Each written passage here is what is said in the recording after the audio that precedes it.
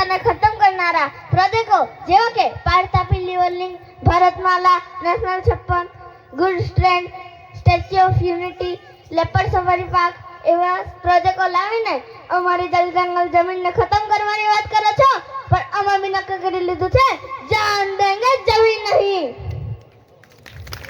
We are not citizens of this country. We are the owners of this country. અમે આ દેશના ફક્ત નાગરિક નથી, અમે આ દેશના માલિક છે. એ વાત તમારે સમજી લેવી પડશે.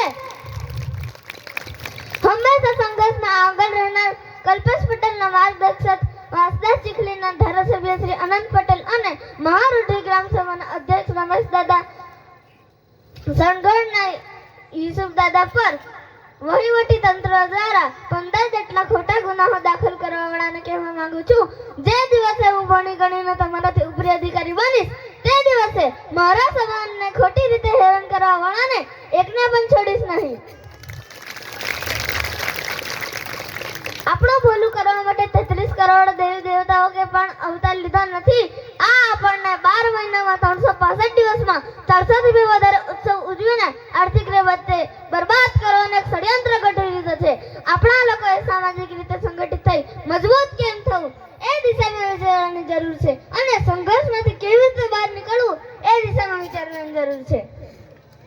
भारत आजाद हुआ था तब भी देवी देवताओं की संख्या थी 33 करोड़ और भारत की जनसंख्या थी 30 करोड़, यानी कि कुछ देवता ज्यादा थे फिर भी वो गुलाम थे.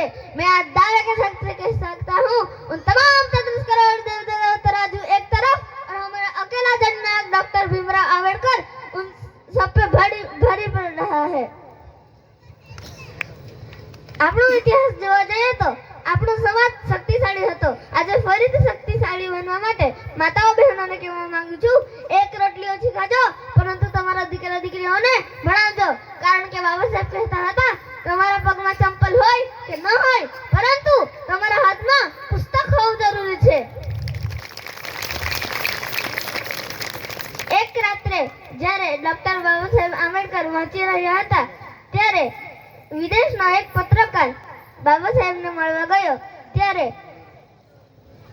પત્રકારે પૂછ્યું કે તમે ઊંઘ્યા નહીં?